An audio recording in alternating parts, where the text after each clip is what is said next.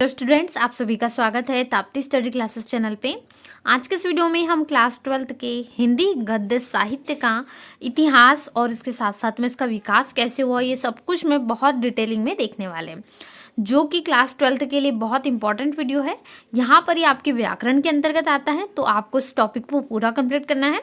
जैसे कि बहुत सारे स्टूडेंट्स को इसमें हमेशा डाउट होता है, वो प्रॉपर नोट्स नहीं बना पाते हिंदी गद्य साहित्य का इतिहास और विकास पर। ठीक है, तो आज हम इसका विकास और इतिहास दोनों ही कंप्लीट टॉपिक अच्छे से करेंगे, जिससे आपके इसमें नंबर कंफर्म हो। आपको एग्जाम्स में भी इससे बहुत सारे क्वेश्चंस बनने वाले हैं। तो चलिए हम स्टार्ट करते हैं। सबसे पहले यदि आपने अभी तक वीडियो लाइक ना करा हो तो लाइक कर दीजिए, दोस्तों के साथ शेयर ना करा हो तो जल्दी से शेयर कर दीजिए, जिससे आपके सभी फ्रेंड्स की भी हेल्प हो, और साथ ही चैनल पे न हो तो सब्सक्राइब जरूर कर लें। तो देखिए, जो गद्य है वो क्या है। गद्य में हम किस प्रकार के पाठों का अध्ययन करते हैं, सबसे पहले मैं यहाँ पर आपको बता देती हूँ। गद्य से आप अच्छी भली भांति परिचित हैं। गद्य में क्या होता है, एक कहानी, उपन्यास, विस्तृत रूप से एकांकी, आपको सब कुछ इसमें मिल जाता है। ठीक है, निबंध वगैरह भी इसमें सम्मिलित की जाते हैं। जैसे कक्षा 12वीं की मैं बात करूं तो इसमें गद्य खंड में सबसे पहले 12वीं हिंदी आरोह की यदि मैं बात करती हूं तो भक्तिन पाठ आपको मिलता है। ठीक है, भक्तिन पाठ में क्या है, ये गद्य है। गद्य खंड में जाते हैं तो इसी प्रकार के भक्तिन है, बाजार दर्शन है, काले मेघा पानी दे, और भी ऐसे पाठ आपको इसमें मिल जाते हैं। ठीक है, तो ये सारा गद्य खंड के अंतर्गत सम्मिलित किया गया है। इसमें आपको भक्तिन की देख लीजिए, एक तरीके से भक्तिन महादेव वर्मा के द्वारा रचित कहानी है। फिर आगे बाजार दर्शन चलते हम तो वो एक निबंध हो गया। ठीक है, जो कि जैनेन्द्र कुमार के द्वारा एक संश्लेषणात्मक पूरा निबंध है। तो अलग अलग प्रकार की आपको इसमें चीजें मिल रही है। तो ये सारी चीजें क्या हो रही है, गद्य को एक डेफिनेशन के रूप में क्लियर कर रही है। मतलब क्लियर की जो यहाँ पर आपको पूरा पूरा क्लियर हो रहा है, वो सब कुछ इसी में है कि अलग अलग रचनाओं में बन रहा है। ठीक है, तो चलिए शुरू करेंगे। सबसे पहले इसके प्रॉपर नोट्स बना ले, क्योंकि बहुत मुश्किल से आपको इसके नोट्स मिलेंगे। बहुत अच्छा टॉपिक है ये, आप इसको अच्छे से तैयार जरूर करेंगे, क्योंकि अलग अलग मिलता है कई बार, तो हम उनको इकट्ठा नहीं कर पाते। तो यहाँ पर मैं आपको अच्छे से बता रही हूँ, तो आपको कोई दिक्कत नहीं जाएगी। ठीक है, तो आधुनिक युग क्या है, गद्य साहित्य के विकास का युग है। वास्तव में गद्य वह वाक्यबद्ध विचारात्मक रचना है जिसमें हमारी चेष्टा, हमारे मनोभाव, हमारी कल्पना और हमारी चिंतनशील मनस्थितियां सुगमतापूर्वक व्यक्त की जा सकती है।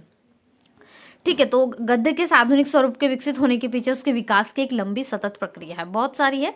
जैसे कुछ लेखक हुए हिंदी गद्य में जिनका बहुत महत्वपूर्ण योगदान रहा है। तो ये जो हिंदी गद्य का विकास है, इसको हम क्या करते हैं, जो यहाँ पर है वैसे तो इसको अलग अलग भाषाओं में, जैसे कुछ जो महान लोग हुए हैं जिन्होंने यहाँ पर रचनाएं की है, उन्होंने ब्रज भाषा के रूप में गद्य की पहले की थी, वहाँ से परंपरा आई है गद्य की। और यहीं से जो भारत हिंदू युग से पूर्व हिंदी गद्य के विकास को कितने भागों में बांटा गया था, 2 भागों में विभाजित किया जा सकता है।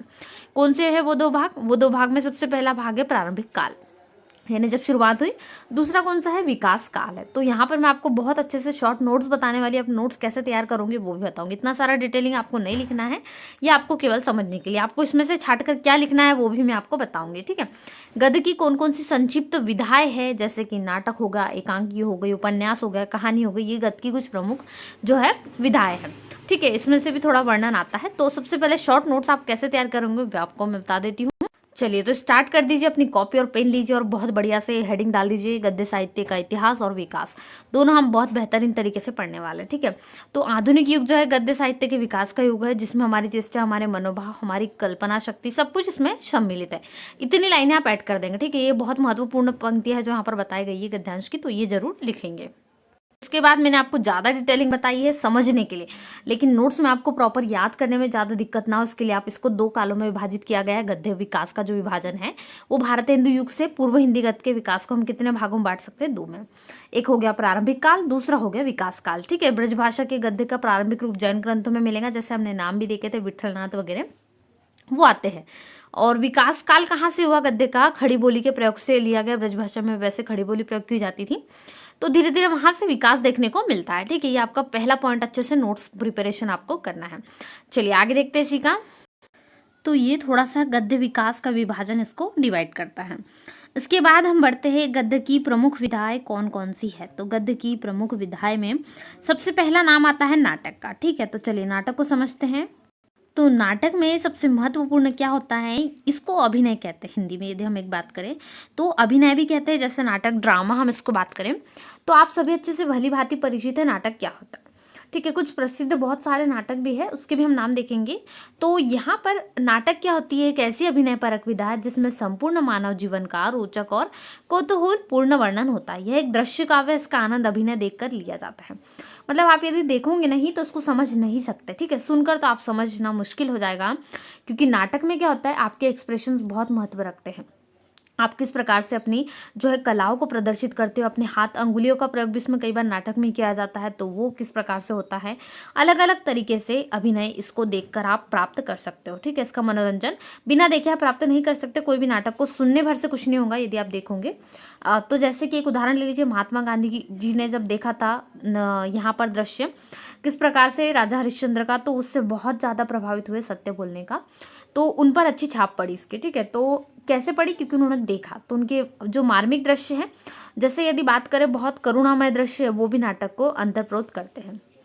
ठीक है, चलिए आगे देखते हैं इसमें। चलिए आगे इसमें महत्वपूर्ण है नाटक का काल विभाजन।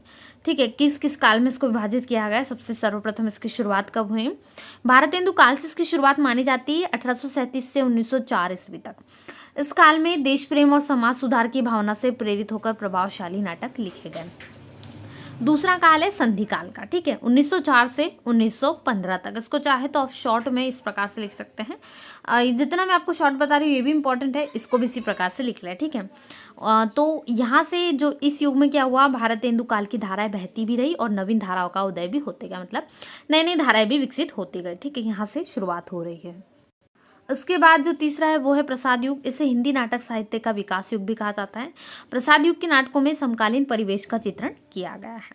चलिए आखिरी काल है वर्तमान युग। इसे क्या कहा जाता है, प्रसाद उत्तर युग भी कहते हैं। इस युग में समस्याओं से संबंधित नाटक लिखे गए, जैसे उस समय जो भी समस्याएं सामने आई होगी या आ रही होगी उसको देखते हुए इस प्रकार के जो है नाटक इसमें लिखे गए थे। ठीक है, इतना उत्तर आप इसमें लिख देंगे। तो नाटक में कुछ चीज़ें महत्व रखती है, उनमें से एक है संकलन त्रय और संवाद या कथोपकथन। ठीक है, नाटक के तत्व भी हम देखेंगे, लेकिन इससे पहले यदि नाटक कंप्लीट नहीं हो सकता तो किस कारण से नहीं हो सकता, यदि उसमें संकलन त्रय। ठीक है, नाटक में प्रस्तावित स्थल, काल और कार्य की अन्विति ही संकलन त्रय कहलाती है। परम आवश्यक तत्व है नाटक के तत्वों में से। नाटक में संवाद या कथोपकथन का क्या महत्व होता है, इसमें जो संवाद है वो नाटक का प्राण है। यदि आप संवाद अपनी लाइनें, अपनी जो आपकी लाइन है वो कंप्लीट नहीं करोगे नाटक में, तो अपने आप में जोड़ के रखते हैं। जैसे रामलीला का मंचन ही देख लीजिए, उसमें भगवान राम लक्ष्मण परशुराम का जो संवाद होता है आपस में, वो कितना महत्व रखता है। या फिर और ले लीजिए दूसरा पद, जब यहाँ पर और भी बहुत अच्छे अच्छे संवाद है आपको ऊपर मिल जाएंगे। हनुमान का संवाद, भरत का संवाद ले लीजिए, जहाँ पर बहुत मार्मिक दृश्य प्रस्तुत किए गए हैं। उन दृश्यों को देखकर सुनकर जो आपके अंतर अनुभूति होती है वो संवाद के कारण ही होती है। तो संवाद बहुत महत्व रखता है। ठीक है, तो इसमें इसके तीन भेद होते हैं, इसके तीन प्रकार, वो है सर्वश्राव्य, नियत श्राव्य और अश्राव्य। ठीक है, इस प्रकार से होती है, मतलब एक तरीके से फोकस किया जाए, सभी को फोकस करके लिया जाए, या केवल हम इसी को मतलब हमारा पहले से डिसाइड हो हमें क्या फोकस करना है, या फिर कई बार बिना फोकस के भी लाइनें चलती हैं। इसका कहने का तात्पर्य ये है। हिंदी में नाटक सम्राट के नाम से किसको जाना जाता है, वो है जयशंकर प्रसाद। इनको प्रसिद्धि कुछ ज़्यादा है, बहुत अच्छे अच्छे नाटक इन्होंने विकसित किए हैं, रचे हुए हैं, रचनाएं प्राप्त की हैं नाटक में। इसी प्रकार से उपन्यास सम्राटकार को आप जानते हैं, वो है प्रेमचंद जी। ठीक है, इसी से समरूप यहाँ पर नाटक सम्राट को कहा जाता है, जयशंकर प्रसाद को। ये ऑब्जेक्टिव क्वेश्चन में MCQs में आपको पूछा जा सकता है। चलिए अगला जो मैंने बताया आपको इंपॉर्टेंट है, नाटक के प्रमुख तत्व कौन कौन से हैं, और मैंने इंपॉर्टेंट भी बताया। एक तो संकलन त्रय मैंने आपको बताया, इसका कुछ ज़्यादा महत्व है, और इसके बाद संवाद और कथोकथन, ये दोनों के बिना नाटक परिपूर्ण नहीं हो सकता अपने आप में। ठीक है, कथा वस्तु भी उतनी ही महत्वपूर्ण है। वैसे तो सारे तत्व महत्वपूर्ण है। सबसे पहले कथा वस्तु, दूसरी है पात्र और चरित्र चित्रण, तीसरी है संवाद या कथोपकथन, चौथी है भाषा शैली, पांचवी है देश काल एवं वातावरण और संकलन त्रय, छठवां है उद्देश्य और अभिनेता। मतलब जो पात्र निभाता है वो भी इसके लिए महत्वपूर्ण होते हैं, वो किस प्रकार से पात्रों को एकदम जीवित कर देते हैं। जैसे कुछ आपने ड्रामा शोज देखे होंगे, रामायण का उदाहरण ले लीजिए, उसमें राम का जो कैरेक्टर निभाया है अरुण गोविल जी ने, इतना परिपूर्ण निभाया है जी, जिसको देखकर वर्तमान में सभी लोग समझ सकते हैं कि ये राम बिल्कुल ऐसे ही रहे होंगे। ठीक है, राम की जीती जागती छवि प्रस्तुत उन्होंने की है। तो ऐसे ही और भी बहुत कुछ है। चलिए, इसमें इंपॉर्टेंट है प्रमुख नाटककार और उनके नाटक क्या नाम से उन्होंने लिखे हैं। एक है भारतेंदु हरिश्चंद्र, इनके भी नाटक बहुत प्रसिद्ध हैं। वैदिकी हिंसा हिंसा न भवती, प्रेम जोगिनी, विद्या सुंदर। एक नाटक यदि भी आपको याद होता है, जैसे इसमें से जो भी आपको सरल लगे वो याद करें। इसके बाद यहाँ पर और आपको नाटक भी दिए गए, जैसे जयशंकर प्रसाद का जरूर याद करें, मैं आपको टिक कर देती हूँ, वेरी इंपॉर्टेंट है। विष्णु प्रभाकर का भी बहुत महत्वपूर्ण है, और लाला श्रीनिवास दास। एक तो मैं आपको सजेस्ट करूंगी, एक जयशंकर प्रसाद का लिखना ना भूले, विष्णु प्रभाकर, भारतेंदु हरिश्चंद्र, ये कुछ महत्वपूर्ण नाम है, क्योंकि जयशंकर प्रसाद के नाटक तो हमेशा ही पूछे जाते हैं। स्कंदगुप्त हो गया, चंद्रगुप्त हो गया, ध्रुव स्वामिनी, इनका ध्रुव स्वामिनी नाटक बहुत प्रसिद्ध है और बहुत बार प्रचलित भी है, और लगभग मैनी टाइम्स पूछा गया है। ठीक है, तो ये कुछ प्रमुख नाटक है, इनको भी आप तैयार कर सकते हैं। चलिए आगे देखते हैं इसी में, और नेक्स्ट क्या है टॉपिक, तो दूसरा है एकांकी। ठीक है, एकांकी क्या होती है, इसके नाम से समझ में आ रहा है, एक अंक का दृश्य काव्य, इसको भी देखने की आवश्यकता होती है, जिसमें एक कथा और एक उद्देश्य को कुछ पात्रों के माध्यम से प्रस्तुत किया जाता है। डॉक्टर रामकुमार वर्मा के अनुसार एकांकी में एक ऐसी घटना रहती है जिसका जिज्ञासापूर्ण और कौतूहलमय नाटकीय शैली में चरम विकास होकर अंत होता है। एकांकी का प्राण तत्व कौन है, वो है संघर्ष, और संघर्ष से ही नाटकीयता का सृजन होता है। तो ये महत्वपूर्ण एकांकी के लिए हो जाएगा टॉपिक वाइज। इसके बाद हम देखते हैं महत्वपूर्ण है एकांकी का विकास कब किस किस युग में हुआ, किस किस सन में हुआ। ठीक है, द्विवेदी युग में इस जो हुआ, मतलब सबसे पहला भारतेंदु युग है, फिर प्रसाद युग है। तो जो ये आ रहा है वो किस युग से आ रहा है, द्विवेदी युग 1875 से 1928। ठीक है, इस युग के एकांकीकारों ने प्रचलित परंपराओं, कुप्रथा और सामाजिक समस्याओं को आधार बनाकर एकांकी लिखे। दूसरा है प्रसाद युग 1929 1929 टू 1937 ईस्वी, 1937 तक। इस युग में पाश्चात्य शैली यानी जो अंग्रेजी परंपरा है उसका अनुकरण किया गया। समाज की तत्कालीन अवस्था का चित्रण इस युग के एकांकियों में मिलता है, आपको वर्णन पूरा इसमें मिलेगा। इसी के बाद तीसरा युग आता है प्रसाद उत्तर युग और स्वतंत्रात्योर युग। ठीक है, 1938 से 1947 यानी 1938 टू 1947 तक इसको माना जाता है प्रसाद को, प्रसाद उत्तर युग को। प्रसाद उत्तर यानी प्रसाद के युग के बाद में जो उत्तर आए, उत्तर यानी बाद में। ठीक है, प्रसाद युग के बाद में जो युग आया उसको प्रसाद उत्तर युग कहा जाता है। इस समय के एकांकी में वास्तविक रूप को प्रदर्शित किया, जैसे युद्ध का पूरा वर्णन, अकाल वगैरह सब कुछ उसमें बताया गया। आखिरी जो यहाँ पर है वो स्वतंत्रात्योत्तर युग, मतलब स्वतंत्रता के बाद का युग, जब हमें यहाँ पर स्वतंत्रता मिली उसके बाद का। ठीक है, तो 1948 से वर्तमान तक ये चल रहा है। इस युग में एकांकीकारों का दृष्टिकोण प्रगतिवादी या पूंजीवाद के विरोध में स्वरमुखर होने लगे थे। इस काल में एकांकियों को राजकीय प्रोत्साहन मिला। ठीक है, राज्य से भी प्रोत्साहन मिलते गया, पुरस्कार प्राप्त होते गए, तो उनका और हौसला बढ़ते गया। चलिए, इसी में महत्वपूर्ण एकांकी के प्रमुख तत्व कौन कौन से, तो वो है कथा वस्तु, कथोपकथन। इसको ज़्यादा आपको डीपली नहीं पढ़ना है, सिर्फ याद रखना है जैसे जो नाटक में होते बिल्कुल वैसे ही होते हैं। तो सेम यहाँ पर यदि आपको नाटक के तत्व याद है तो एकांकी के भी याद होंगे। इसी से एक महत्वपूर्ण प्रश्न बनता है, वो मैं आपको बता देती हूँ। तो वो प्रश्न को देखने से पहले हम प्रमुख एकांकीकार जो अक्सर पूछे जाते हैं या इम्पॉर्टेंट भी है, तो आप इसमें से 2 से 3 जो है एकांकीकारों का नाम लिख लीजिए, क्योंकि ये बहुत बार पूछे जाने वाले हैं। तो इनमें धर्मवीर भारती जी भी प्रमुख है। ठीक है, इनके भी पूछे जाते हैं, नीली झील जो है। तो आपको जो अच्छे से याद हो जाए, जो सरल लगे, जैसे जयशंकर प्रसाद का भी एक गुण बहुत अच्छा है, तो वो भी है। ठीक है, इनमें से दो भी यदि आप लिख लेते हो तो आपको नंबर पूरे पूरे मिलते हैं। अब एक महत्वपूर्ण प्रश्न जो यहाँ से हर बार पूछा जाता है और मैक्सिमम टाइम्स पूछा जाता है, नाटक तथा एकांकी में अंतर लिखिए। क्वेश्चन यहीं से बनता है, गद्य साहित्य से आपको पूछेंगे। तो ये क्वेश्चन मैक्सिमम 3 से 4 अंक में पूछा जाएगा। ठीक है, तो इसके लिए आपको अच्छे से छोटे छोटे और बहुत इफेक्टिव अंतर लिखना है जो आपके काम आए। ठीक है, तो चलिए शुरुआत करेंगे बहुत बढ़िया से। यदि आप इस क्वेश्चन को डीपली समझना चाहते हैं सेपरेट, तो ये भी मैंने प्रोवाइड किया हुआ है, डिस्क्रिप्शन में लिंक है। नाटक एकांकी को सेपरेट आप पढ़ सकते हैं, जिससे आपको कोई दिक्कत नहीं जाएंगी और आसानी से याद हो जाएगा। नाटक का आप सभी जानते हैं आकार बहुत बड़ा होता है, थोड़ा समय भी लगता है, कई बार लंबे लंबे थोड़ा कई दिनों तक चलता है। जैसे रामलीला मंचन भी थोड़े दिन चलती है, एक दिन में समाप्त नहीं हो सकती। ठीक है, एकांकी नाटक की अपेक्षा थोड़ी छोटी विधा है। नाटक में क्या होता है, कई दृश्य और अंक होते हैं, क्योंकि जो एकांकी तुलना की जाए तो एकांकी केवल 1 अंक की होती थी, किस कारण इसके दृश्य जो है थोड़े ज़्यादा होते हैं। चलिए, तीसरा है नाटक में आधिकारिक कथा के साथ प्रासंगिक कथाएं भी शामिल होती हैं।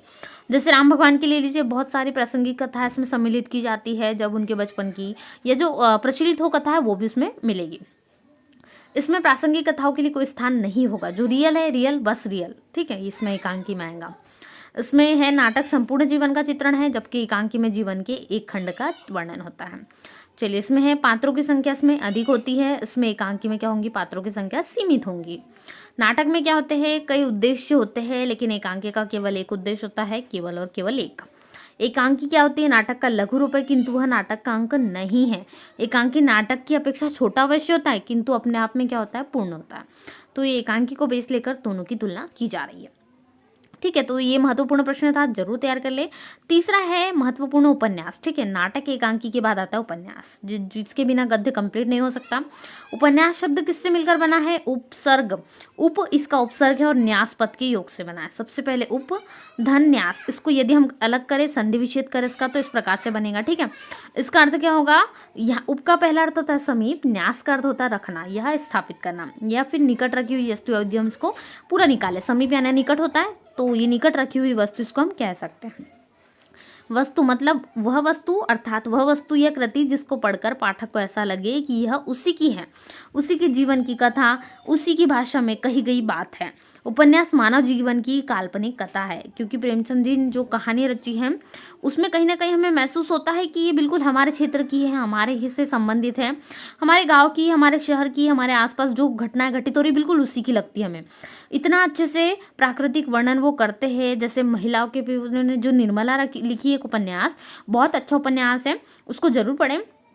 उसमें भी सब कुछ डिटेलिंग में उसमें मिल जाता है आपको। ठीक है, चलिए, प्रेमचंद के अनुसार वे उपन्यास को क्या समझते हैं, तो मैं उपन्यास को मानव जीवन का चित्र मात्र समझता हूँ। मानव चरित्र पर प्रकाश डालना और उसके रहस्य को खोलना ही उपन्यास का मूल तत्व है। ठीक है, ये ऐसा मानते हैं प्रेमचंद के अकॉर्डिंग। ये लाइन जो आपको लिखना है इन्वर्टेड कॉमा में ब्लैक पेन से नोट करना है। एक और है डॉक्टर भगीरथ मिश्र, इसके अनुसार इन्होंने क्या कहा है, युग की गतिशील पृष्ठभूमि पर सहज शैली में स्वाभाविक जीवन की एक पूर्ण झांकी प्रस्तुत करने वाला गद्य ही उपन्यास कहलाता है। उपन्यास मानव जीवन का समग्र चित्रण है।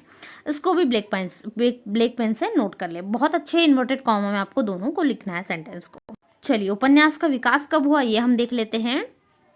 प्रथम अवस्था कब से कब तक है, 1850 to 19। ठीक है, तो 1850 से 1900 तक यहाँ पर ली गई है। आचार्य रामचंद्र शुक्ल ने श्रीनिवास दास कृत परीक्षा गुरु को हिंदी का प्रथम उपन्यास माना है। ये पॉइंट नोट करें, इसको चाहे तो परीक्षा गुरु को ब्लैक पेन से या रेड पेन से नोट कर ले, क्योंकि आप जब पढ़ोगे, कॉपी खोलोगे तो उस पर आपकी नजर जाना चाहिए, क्योंकि ये क्वेश्चन पूछा जाता है हिंदी का प्रथम उपन्यास किससे माना जाता है, इसके एमसीक्यू में क्वेश्चन बनता है, तो ये भी महत्वपूर्ण है। ठीक है, तो किसको माना जाता है, परीक्षा गुरु को। इस काल में कई उपन्यासों का अनुवाद भी हुआ है। चलिए, द्वितीय अवस्था है 1900 से 1915 तक। इस युग में मौलिक उपन्यास लिखने वालों में देवकीनंदन खत्री का नाम अत्यंत महत्वपूर्ण है। इनका नाम प्रमुख रूप से प्रचलित है। ठीक है, तो ये आप इसमें लिख देंगे। चलिए आगे बढ़ते हैं। तो दो अवस्था हम देख चुके हैं, तीसरी और चौथी अवस्था हम देखते हैं। ठीक है, तो 1915 से 1936, 1950 to 36 इस युग में उच्च कोटि के उपन्यासों की रचना हुई। प्रेमचंद इस युग के अग्रदूत तथा उपन्यास सम्राट थे। जैसा मैंने कहा, उपन्यास की जब भी बात हो, बिना प्रेमचंद के उपन्यास सर्वोपरि नहीं हो सकता। पूरा श्रेय उपन्यास को जो वास्तविकता में लाने का है वो प्रेमचंद जी को ही चाहता है। उन्होंने आदर्श और यथार्थ का सुंदर सम्मिश्रण किया। चतुर्थ अवस्था में 1936 से तब तक इस युग में मार्क्स के भौतिकवाद तथा फ्रायड के मनोविश्लेषण का बहुत प्रभाव पड़ा। इस युग के उपन्यासों में प्रगतिवादी विचारधारा का स्पष्ट प्रभाव परिलक्षित है। ठीक है, ये चारों अवस्था हो जाएगी। शैली की दृष्टि से उपन्यास के कितने भेद बताए गए, 4 भेद बताए गए हैं। सबसे पहली आत्मकथात्मक, दूसरी कथात्मक है, तीसरी पत्र शैली और चौथी डायरी की शैली, यानी डायरी के रूप में भी लिख सकते हैं, कथा के रूप में भी हो सकती है, आत्मकथा के रूप में भी उपन्यास लिखा जा सकता है, थोड़ा अपना अपना वर्णन करते हैं, और पत्र के रूप में भी उपन्यास लिखा जा सकता है। तो ये 4 टाइप्स हो गए। चलिए आगे और बढ़ते हैं। तो अंतिम यहाँ पर विधा है कहानी। ठीक है, तो कहानी भी महत्वपूर्ण है। प्रेमचंद जी ने बहुत सारी कहानियाँ लिखी है, उनकी कहानी अनगिनत है। प्रेमचंद के अनुसार कहानी क्या है, एक रचना है, एक ऐसी रचना है जिसमें जीवन के किसी एक अंग या मनोभाव का प्रदर्शित करना ही कहानीकार का उद्देश्य होता है। ठीक है, इसमें कहानी की विशेषताएं भी बताई गई है। तो सरस, सरल और पात्र अनुकूल शैली, पात्रों का यथार्थ और प्रभाव उत्पादक चित्रण, संक्षिप्तता और मार्मिक और हृदय स्पर्श। ठीक है, ये कहानी ऐसी हो सकती है। कुछ कहानियां दिल को छू जाती है, भली वो लघु रहे, उसका जो है छोटा सा, हम यदि हम कहें 1 पेज की से भी कम की कहानी होती है तो वो हमारे दिल को छू जाती है। ऐसी कुछ कहानियां होती है, संक्षिप्त रूप वाली भी। प्रमुख कहानीकार में जैसे इनके प्रमुख नाम यदि हम देखें तो इस कहानीकार में प्रमुख नाम आपको प्रेमचंद का याद रखना है, पंच परमेश्वर। दूसरा याद रखना है जयशंकर प्रसाद का पुरस्कार। ठीक है। ये इनकी पुरस्कार जो है कहानी है बहुत अच्छी है, और प्रेमचंद की पंच परमेश्वर एक कहानी है, ये भी बहुत बढ़िया है। ठीक है, दोनों ही कहानी बहुत अच्छी, इसको जरूर आप पढ़ ले यदि आपके पास समय है तो, अच्छी कहानियाँ हैं। तो आज के इसमें हमने थोड़ा सा गद्य साहित्य का इतिहास और विकास किस प्रकार से हुआ उसके बारे में थोड़ी डिटेलिंग देखी। ऐसे वीडियोस के लिए सबसे पहले चैनल को सब्सक्राइब कर ले, वीडियो को लाइक करना बिल्कुल भी ना भूले, आपके साथ में जितने भी आपके फ्रेंड सर्कल हैं उनको जरूर शेयर कर दे जिससे उनकी भी हेल्प हो। और साथ ही साथ आप सबसे पहले पूरे वीडियोस को देख लीजिए, क्लास 12th की हिंदी कंप्लीट है। इसके अलावा मैंने क्लास 12th के MCQs भी प्रोवाइड करे, वो भी जरूर देखें, इंग्लिश भी आप कंप्लीट कर सकते हैं। सबसे पहले वीडियो को लाइक करें, शेयर करें, चैनल पे नहीं होता चैनल को सब्सक्राइब करें। मिलते हैं ऐसे नए वीडियो में। Thanks for watching.